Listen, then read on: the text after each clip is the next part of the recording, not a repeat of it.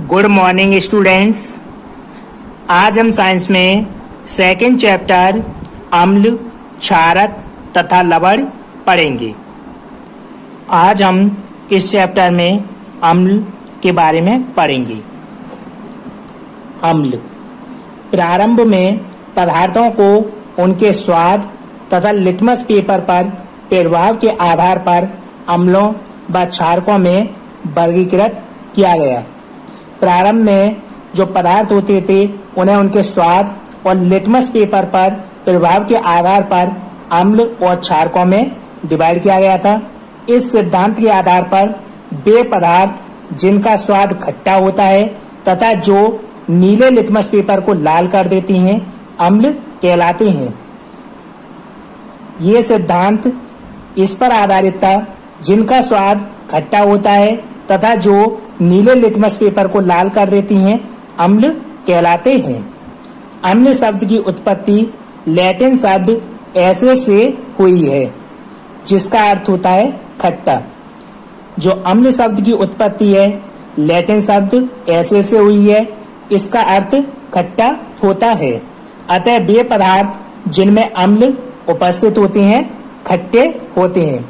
उदाहरण के लिए सिरका, सिट्रस फल जैसे नींबू, संतरा आदि तथा इमली में क्रमशः एसिटिक, सिट्रिक तथा टार्टरिक अम्ल उपस्थित होते हैं जिसके कारण ये स्वाद में खट्टे होते हैं। सिरके में एसिटिक अम्ल पाया जाता है। जो सिट्रस फल हैं जैसे नींबू, संतरा आदि उनमें सिट्रिक अम्ल पाया जाता है। इमली में टार्टरिक अम्ल उपस्थित होता है जिनके कारण इनका स्वाद खट्टा होता है। आर्रेनियस सिद्धांत के अनुसार वे पदार्थ जो जलीय विलयन में वियोजित होकर केवल हाइड्रोजन आयन देते हैं तथा हाइड्रोजन आयन के अतिरिक्त कोई अन्य धनायन नहीं देते हैं अम्ल कहलाते हैं। आर्रेनियस के सिद्धांत के अनुसार वे पदार्थ जो जलीय विलयन में घुलकर केवल हाइड्रोजन आयन देते हैं तथा हाइड्रोजन आयन के अलावा कोई भी अन्य धनायन नहीं देते हैं अम्ल कहलाते हैं।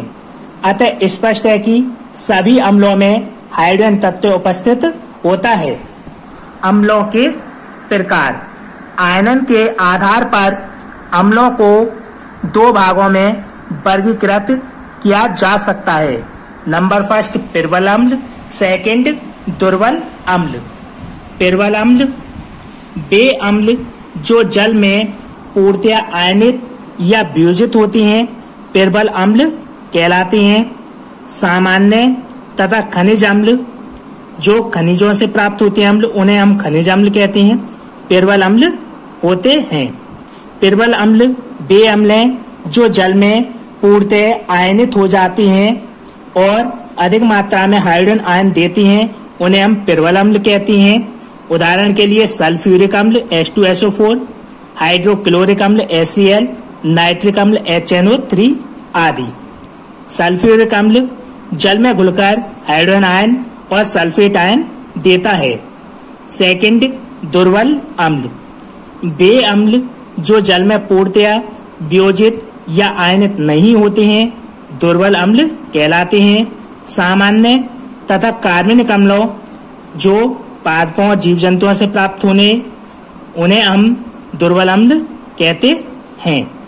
दुर्बल अम्ल वे अम्ल हैं जो जल में पूर्णतः आयनित नहीं होते हैं अर्थात कम मात्रा में हाइड्रोजन आयन देती हैं, उन्हें हम दुर्बल अम्ल कहते हैं। उदाहरण के लिए हाइड्रोजन साइनाइड, एसिटिक अम्ल CH3COOH, फॉर्मिक अम्ल HCOOH आदि। हाइड्रोजन साइनाइड जल में वियोजित होकर हाइड्रोजन आयन तथा साइनाइड आयन देता है। हाइड्रोजन साइनाइड जल में वियोजित होकर हाइड्रोजन आयनों की संख्या कम होती है, इसलिए ये दुर्बल अम्ल होता है। प्रबल अम्ल में हाइड्रोजन आयन अधिक मात्रा में होती हैं जबकि दुर्बल अम्ल में हाइड्रोजन आयन कम मात्रा में उपस्थित होते हैं।